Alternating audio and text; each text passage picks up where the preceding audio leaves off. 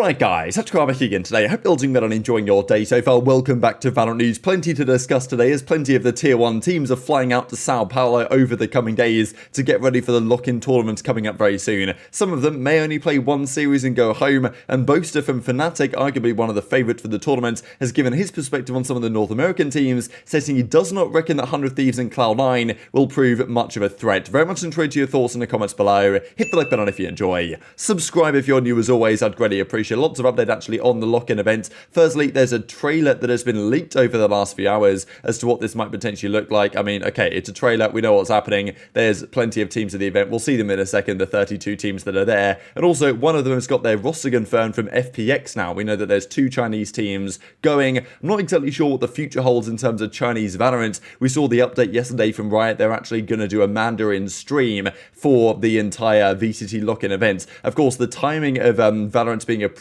in China coincided not exactly in an ideal way with when the VCT was launching the franchising for this year. So there's 2 teams that have been invited anyways. There's 32 teams there, the 10 teams from each of the 3 regions, and then China is kind of its own thing. FPX and Edward Gaming are coming as well from the Chinese region. Whether they get their kind of own franchise league down the line, whether they combine with APAC or what exactly the future is there, I don't know. But you know, I guess they're gonna have to figure something out relatively soon. But definitely the future of Chinese Valorant is a key target of Riot and the VCT at the present time, and whether they can, you know, kind of take over this esport as they've done to some other esports in the past, or at least be very competitive. There's an argument that plenty of you know, the Chinese Crossfire teams, for example, one of the games they're incredibly good at, right, might be considering making a move here over to Valorant. So I think that's certainly a possibility as it stands at the moment. Now, this quickly from Som, I believe we saw the other day from Ye that he reckoned that Cloud9 are traveling out to Sao Paulo relatively soon. I think he said maybe on the 6th or something they're flying out, which is I guess tomorrow.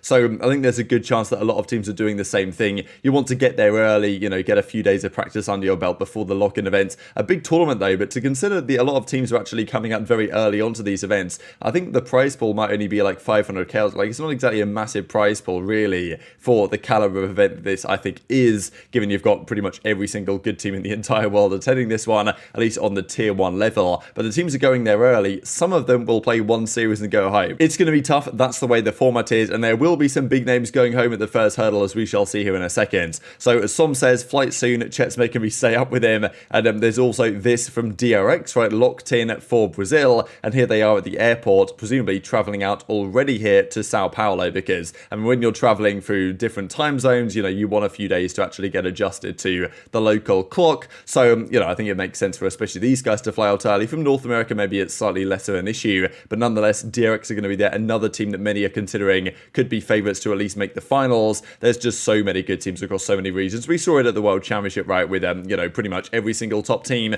some North American, some South American, Brazilian, DRX, PaperX, right, all these great teams that, well, are of course still in the league as it stands. Even Marv says though, how do I get Valorant Sao Paulo watch party privileges? So definitely keen, Marv, to at least watch the tournament. Zephyr says in replies, I miss watching you play, and I feel like there might be a world in which in the relatively near future that Marv finds himself back on a starting team in the tier 1 side of probably North America, presumably, depending on how things go. But if NRG are rather good, then maybe it lowers the chance of that happening if Som really delivers the goods, as you know, NRG fans will hope that he will. And we saw the other day that Nismo reckons NRG are the best team in North America, that it seems to be the prevailing wisdom right now that actually it's not 100 Thieves anymore, despite you know, they've looked the best team so far. But with the other teams getting ready to go, they reckon NRG are probably the best, as Boaster kind of agrees with that opinion. We'll see here in a second. Quick note before we discuss Boaster's opinion though, and some of the stuff from the Wise Men podcast, just to mention from JC Stani, player that's you know, a name that's been around quite a long time, but he feels like he wants to move on from Valorant now. Actually, he says, finally tweeting, but I'm kind of over Valorant. A team that made challenges did want to play with me, but it just doesn't make me happy anymore. I was one of the first signed pros 3 years ago and enjoyed my journey a lot, but I found a new passion to be the best. And he says it's actually poker that he's very interested in getting better at. I think you know, there's some common trends and threads there throughout both competitive scenes. So cool stuff. Obviously wishing the best for JC Stani in his new adventure. But yeah, pretty interesting that there was some teams in challenges that wanted to play with him, whether that was a phase, whether they were considering their changes, whether that was just another team, right? You know, for example, Dark Ratio or Squirtle Squad. There were some potential changes rumored going on there. Now, of course, Turtle Troop, because we thought that Addo was potentially going to get poached by another team. So, you know, certainly changes can still happen here in challenges. challenges, despite the fact that the first games have now been underway and concluded, but JC Starnik will not be a part of it going forwards. Now, Sentinels do, of course, play in the Sao Paulo lock-in event very soon. Their first round game, though, is not particularly easy. They play Fnatic, arguably the best team in the world, one of the scariest teams on paper. They have such a dominant core on that team with Dirk or an Alpha Jair, of course, Boaster as the IGL. Now they've brought in Leo as well to kind of bolster the firepower. I mean, man, that team is very scary. Sentinels, we don't know how good they're going to be relative to the other North American opposition. Some are saying they're the second best in North America. Some are saying they're the fourth best in North America. And it was interesting to get a Boaster's perspective from Fnatic on exactly what he believes is the case really between North America and Europe, and also his thoughts on some of the favorited teams, right? Because we go in thinking that, okay, 100 Thieves, despite maybe not being the best team in North America, they might have to be the team that's most favored from North America just because they've won the most recently. They did well at Champions last year. They've had a lot of time together with their roster now. They, of course, won the event back in Manchester, the Red Bull Homegrounds, right, in December, taking down Cloud9 comfortably in the finals, a Cloud9 that we think would be quite good, but actually Boaster disagrees. He reckons that 100 Thieves are kind of just young gunners and they will struggle to put together the consistency over the course of a tournament, especially enough to make a grand finals, for example, and he doesn't reckon that Cloud9 really have what it takes either, largely because of the roles situation, saying the roles in that team are a bit messy. Reminds me a bit actually of what even their coach said. I think MCE, the coach of Cloud9, made his thoughts known a couple of months ago and said, yeah, we don't really have the best players in each of our roles, and in fairness, right, okay, Ye is fantastic, we know that's to be true. I think that Zelsis is a great player as well, but you know, that trio of Vanity, zyppan and Leaf haven't really achieved that much in Valorant, to be honest. I think there's the argument to say there that really he still needs to be proved that Cloud9 are actually going to be any good before he actually believes it. NA, there is definitely like an NA team. I don't know what Scrim Bucks is like. I don't know if 100 Thieves can do it yet, personally. What do you mean? Who's your team from NA? Why are you looking at me like that? I feel like they're the obvious favorite. I think they're still young gunners. I think they're still young gunners. I will just say it like that. I think, but they could prove me wrong. They're due for like a mistake. Like they're due to trip up in a series. Yeah, I think so. I feel like I feel that way about the other NA teams, not them. I think NRG has just got kind of like they've got the core that's obviously been successful throughout the kind of 2 years of playing, and they've added artists as well. So I don't think there's been that much of a big change up for them. Yeah, but 100 Thieves only just added Cryo.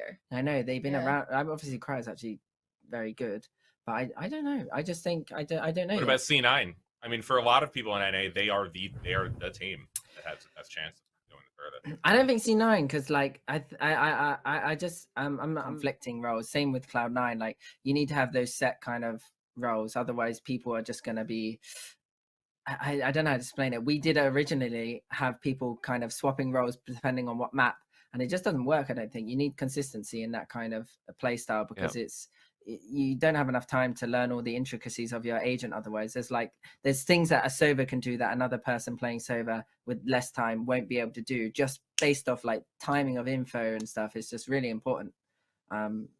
I don't think this game runs like Counter-Strike that much in that sense, you know. So just to look then at both groups here going into the lock-in event. So of course there's some key matches here, but Cloud9 play Paper Rex round 1, and that is not going to be an easy game for them at all. So interesting to hear Boaster's perspective, of course. He hasn't scrimmed these teams. He's just, you know, basing this perception on what he feels like about their roster, maybe some insight behind the scenes on how things have been going, but he gives NRG a lot of credit, I think for understandable reasons. They've got the core, they've done it before with that core. And okay, there's no Ye, there's no Marved anymore, but they've got some good replacements in Artis and Som respectively in those roles. So, you know, I think NRG is still going to be a force to be reckoned with. And many people seem to think right now that NRG might well be the team to beat. Now, Sentinels is another conversation entirely because he doesn't really mention Sentinels specifically right there. He reckons it's more so that Cloud9 and 100 Thieves probably don't have what it takes. And I think understandable that he wasn't necessarily going to say too much about Sentinels because they played them in the very first round. But there's a good argument to say here. And 100 Thieves, by the way, play Edward Gaming, and then they'll play on this side of the kind of the circular thing that they've got going on here to describe exactly how this tournament is going to go. But yeah, Sentinels Fnatic round 1, that's going to be an absolute banger, hopefully at the very least. But yeah, Fnatic, are they clear favourites? They probably should be, given their team on paper. They've had a bit more experience with this team. Sentinels so far haven't looked exactly like a dominant force in the North American side. Of course, time of course can change here, but I do think that there's a good reason to say that the European teams right now probably should be favoured. Of course, course, people are looking at Liquid, people are looking at Fnatic, of course, and many are saying that, okay, one of these guys, maybe a DRX or something, could well be a shoe-in for the grand final. But the way this tournament format goes, it's difficult to suggest that any team is going to have an easy ride here. But just the fact that some of these very good teams are probably going to get knocked out in the very first round, or some of them most certainly will, is still kind of crazy to me. But he reckons that maybe 100 Thieves might have a hard time, and certainly Cloud9 will. So very much intrigued to your thoughts on all this stuff in the comment section below. Just a couple of things to finish out with here. Firstly, from Knights Arena, Will might have put together these numbers from the first weekend of VCT challenges. As I say, potentially changes could be made down the line here to some of these teams, but for the top guys, probably not going to happen, right? We've got B-Dog from Shopify Rebellion, we've got Valen, of course, from the Guard, M80 Koala, who makes an appearance as well, and Scuba from Oxygen, despite, I believe, losing that series in absolutely, well, crushing fashion for those guys. But these are some of the top players of the VCL, and I wouldn't be surprised, really, if some of these guys get targeted quickly by Tier 1 teams. Whether these Tier 2 teams would actually want to make changes to their roster, though,